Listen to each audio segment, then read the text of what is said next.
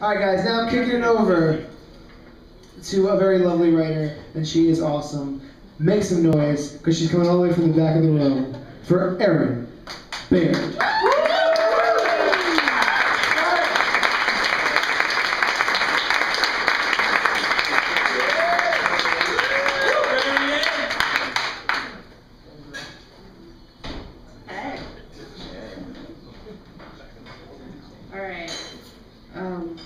There we go.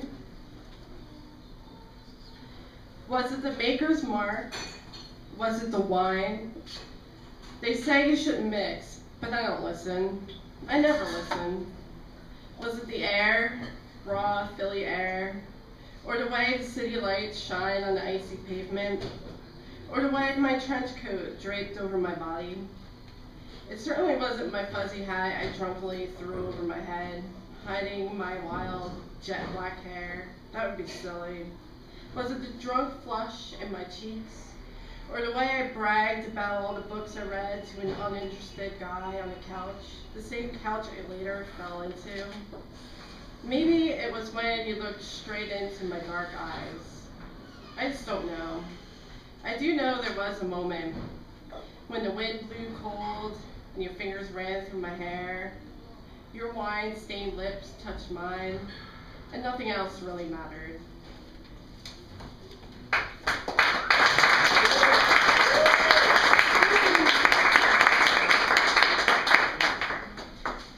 She sits on the front steps, wearing his old t-shirt, which drapes over her legs, wrapping her up in his scent.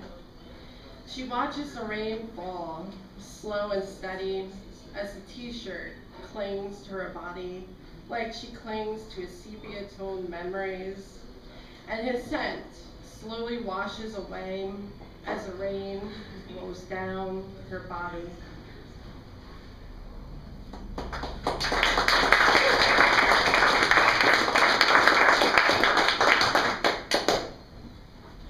I love you, girl, but I hate catching up in crowded bars. Let's get shit-faced tonight, she says. Still hungover from the previous night, I hesitate. But she twists my arm, and we end up at a crowded bar, trying to catch up, reflect on old times, but I can hardly hear her through the crowd. I'm on pint 3, while she's on her first. Pint still half full for the past half hour or so. Beer now warm. The formation of condensation on the glass blurs the object seen through it, blurs the purpose of why we are here.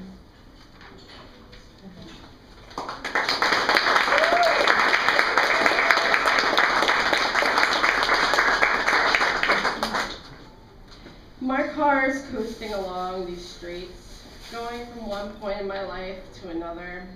And it's nights like these when I think of those bittersweet memories of you, scattered like puzzle pieces on the floor, trying to piece together the good times, the bad times, what went wrong.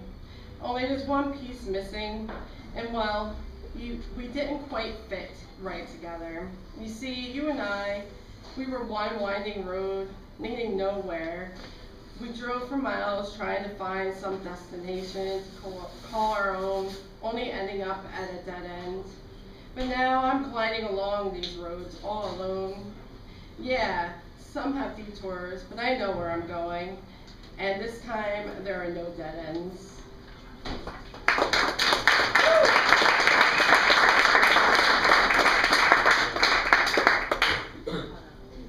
Description. I sat amongst the rest, graced with his presence, hearing the words fly from his tongue like song, but not listening. I heard the letters that formed with the movement of his mouth. They formed syllables, which formed words, which formed brilliance, exploding with feeling that he reached forward with his own bleeding hands and pulled out relentlessly until we could understand. I heard, but I did not listen. I sat there, eyes strained, forced back the wetness, oblivious to his genius, focused on the messiness that is my emotion. The pain felt, having lost, having found, was cheap in my eyes as I looked at him, his intensity embarrassing me, and although my mind realized his talent was raw and rare, I thought you could do better. He has manipulated his words, switched them back and forth and back and forth, and you, sitting on the stage, speaking freely, beats him standing there, lights shining on his polished heads, stressing each syllable, emphasizing each word. He worked so hard to convince us. I need you then to get up, look at us, silence him, and show us that when it comes to feeling, to truly feel, there is no need to convince, for it is revealed purely through presence.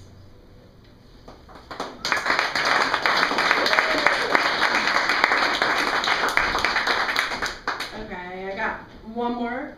Am I good? Okay. One more for you. The pea coat in your closet always catches my eye.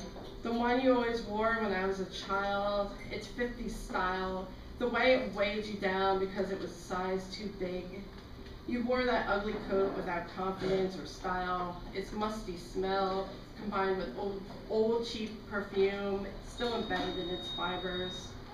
The coat always reminded me of the night Dad picked you up from New York City. I was lying across the white seat in the back of the rusty Toyota, aqua lung blasted in the background, while you and Dad sat silently and cold, your eyes heavy from the tears, not knowing what was really going on.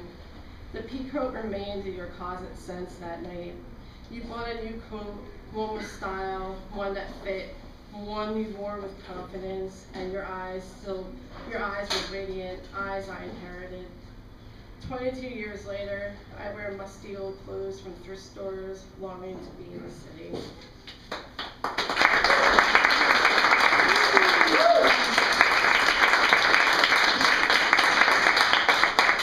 The lovely Erin Baird, boys and girls.